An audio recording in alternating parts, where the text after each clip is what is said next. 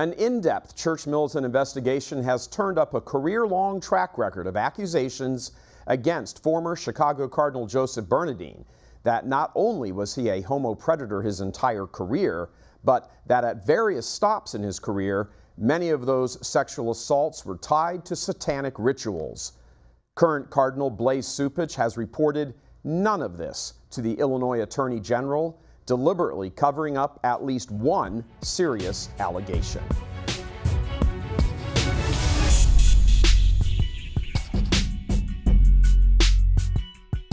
Hello everyone, and welcome to this Church Militant Special Report following up on our last investigation into Cardinal Joseph Bernardin and the Chicago Archdiocese's history of covering up his sordid past. Bernardin's entire public career was one of warm relationships with promoters of homosexuality. In fact, beyond his career and even his life, he explicitly requested the Chicago Gay Men's Chorus to sing at his wake. Bernardin was ordained in April of 1952 by his bishop in Charleston, South Carolina, John J. Russell. In the case of the 1957 rape of the minor in South Carolina we previously reported, the victim identified not only then Father Bernardin, but also Bishop Russell, and that the assault was part of a satanic ritual. Church Militant was handed all of these secret files from the vaults of the Chicago Archdiocese by whistleblowers there. In this June 1993 letter to the U.S. Nuncio at the time, Archbishop Agostino Cachavillan, the victim expressly states, quote, "I was raped by then Father Bernardin as part of a satanic ritual. He accompanied Bishop Russell, who was the celebrant." A few lines later, the victim says, quote, "Bishop Russell had been the patron of Father Bernardin, and I hesitate to think how many Bernardin has advanced in the church and in his brotherhood," closed quote. Cachavillan did nothing about the charges against Bernardin, which was a pattern for him.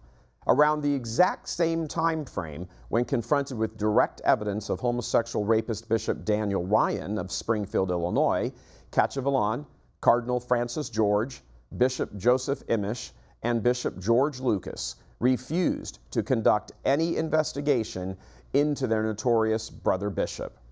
Ryan eventually had to step down in disgrace once the truth came out, the truth that Cachavillan had unsuccessfully tried to cover up.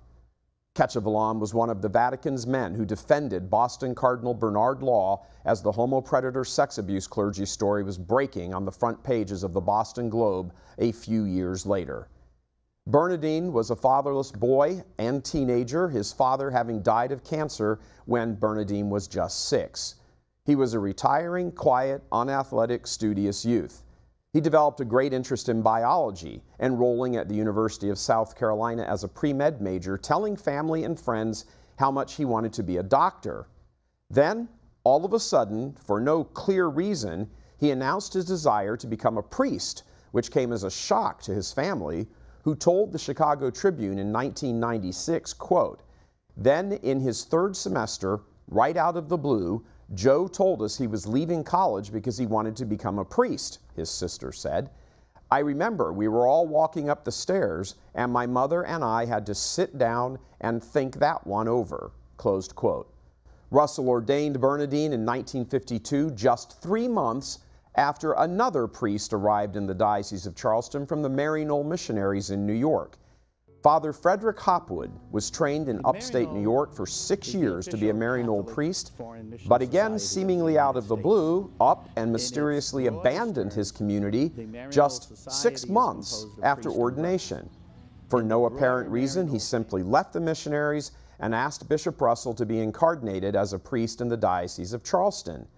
Extensive research fails to turn up any links between the New Jersey native, New York-trained priest and South Carolina. But what is known is that almost immediately after arriving, Hopwood and Bernardin quickly became close associates, and each was promoted by Russell in short order, Bernardin being named chancellor at the same time Hopwood was named assistant chancellor. The two shared residence together at the cathedral rectory for the next number of years, from 1954 until 1966, when Bernardin left for Atlanta and became auxiliary bishop there. Roughly 40 years later, in 1994, Hopwood was eventually busted and convicted for sex abuse involving hundreds of teenage males. Many of these sexual assaults occurred in the same years he was housemates with Bernardin at the cathedral rectory, where a number of the alleged assaults happened. In resulting lawsuits against the Diocese of Charleston, Bernardin's name, quote, came up a large number of times, closed quote, according to one of Hopwood's victims. One victim told Roman Catholic faithful that he had been sodomized by both Hopwood and another priest, but couldn't identify the priest because he had been blindfolded. The victim also said in the filings that, quote, Hopwood had presided over satanic rituals involving animals in the woods where some of his victims were abused, closed quote. But Hopwood wasn't the only close associate of Bernardin busted for sexual assault of teenage males. In the mid-1990s, the exact same time the original alleged rape victim from 1957 was writing to the Vatican, the Nuncio, the Archdiocese of Chicago, and even Pope John Paul, pleading for a hearing, a string of charges and arrests were being made of Bernardin's closest associates from his days in Charleston. One after another, Bernardin's buddy priests were being arrested and prosecuted for sexual assaults of combined hundreds of teenage males, a large number of assaults having happened right at the very time Bernardin was Chancellor of Charleston.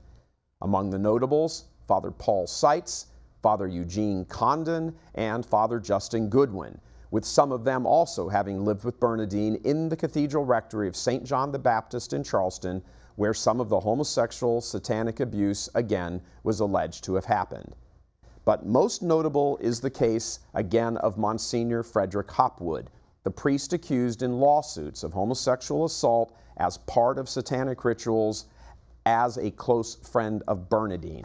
When criminal and civil charges were filed against Hopwood in the early 1990s, Bernardin, who by this time had ascended to the role of Archbishop in Chicago, made the unprecedented move of immediately dispatching the Chicago Archdiocesan law firm to Hopwood's defense in South Carolina, the costly and prestigious firm Meyer, Platt & Brown, now known as Meyer Brown. The Chicago faithful were never told that Bernardin was using their funds to pay for the high-powered defense of his close associate, accused of multiple satanic-inspired homosexual assaults.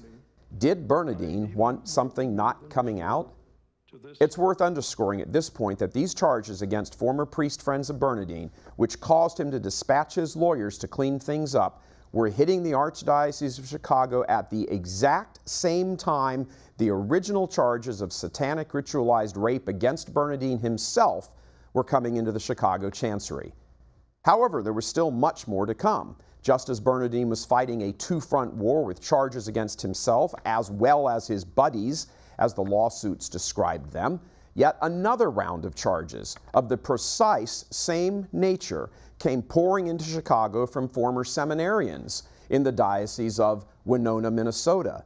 These seminarians charged that while he was Archbishop of Cincinnati, Bernardin and some other clerics, including bishop friends of his, would travel to Winona's Immaculate Heart Seminary and engage in homosexual acts with them, involving satanic rituals. None of these cases, the original 1957 rape allegation against Bernardin when he was a priest in Charleston, the suggestion he was intimately tied to more sodomistic satanic assaults by his buddy priests, and the fresh charges of seminarians being sodomized by him and other clerics, again tied to satanic rituals, none of the plaintiffs in any of these cases knew each other, or before the days of social media had any real way of knowing of each other's stories. Likewise, as Church Militant broke earlier this week, the string of allegations against Bernardin being a homopredator continues to lengthen, with the serious allegation from James Grine that Bernardin abused him in 1977. Cardinal Bernardin sexually abused me at Lake Geneva in Wisconsin, right outside of Chicago. McCarrick was there also, and it was a harrowing experience for me. While Bernardin was Cardinal Archbishop of Chicago, he launched the nation's first diocesan gay office, AGLO, Archdiocesan Gay Lesbian Outreach, an office still in existence to this very day. He appointed a notoriously active gay priest to the pastorship of Resurrection Parish on Chicago's northwest side, a parish Bernardin himself designated as gay. That pastor, Father Daniel Montalbano, was found dead in his rectory, hooked up to a sex machine, surrounded by hundreds of videos and magazines of gay porn. Again, Bernardin insisted the city's gay men's course sing at his wake. During his career, he promoted and protected known homosexual bishops, such as when he refused to get involved in the Bishop Daniel Ryan homopredator case, as can be seen in this letter to Roman Catholic faithfuls Stephen Brady, who had the goods on Ryan, and Bernardin knew it, but he told Brady, quote, he does not feel it would be appropriate to become involved. As documents begin to surface from deep within the Archdiocese's secret files, it appears he was not just a homopredator throughout his career, but also involved in satanic practices, all of which the Archdiocese has covered up, as well as today's Archbishop, Cardinal Blaise Cupich. Our next investigation will look deeply into the cases of the seminarians' claims against Bernardin, as well as other clerics they accused of assaulting them, some of whom are still alive. As the alleged 1957 rape victim wrote to the U.S. nuncio, quote, I hesitate to think how many Bernardin has advanced in the church and in his brotherhood, closed quote. Reporting for Church Militant, this is Michael Voris. God love you.